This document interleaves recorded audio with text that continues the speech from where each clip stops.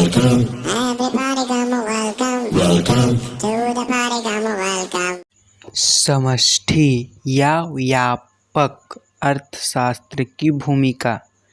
Macro economics introduction.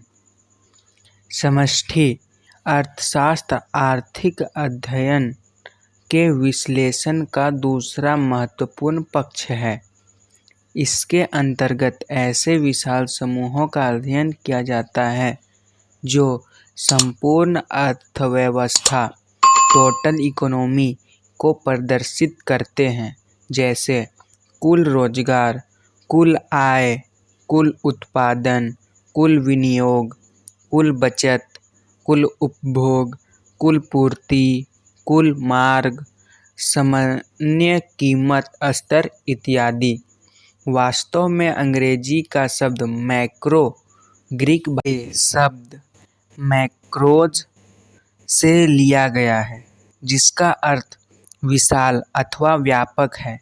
यही कारण है कि व्यापक अर्थशास्त्र माइक्रो इकोनॉमिक्स में आर्थिक क्रियाओं का हम सामूहिक रूप से अध्ययन करते हैं तथा विभिन्न समूहों के बीच उनके अंतर संबंधों, उनके निर्धारण तथा उनके होने वाले उचावचनों के कारणों की जांच करते हैं।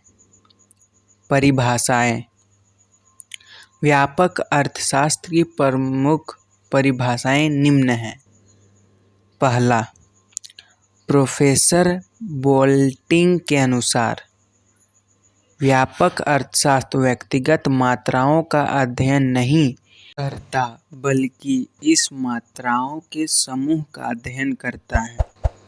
व्यक्तिगत आयों का नहीं, अपितु राष्ट्रीय आय का, व्यक्तिगत कीमतों का नहीं, बल्कि सामान्य कीमत स्तर का, व्यक्तिगत उत्पादन का नहीं, बल्कि राष्ट्रीय उत्पादन का।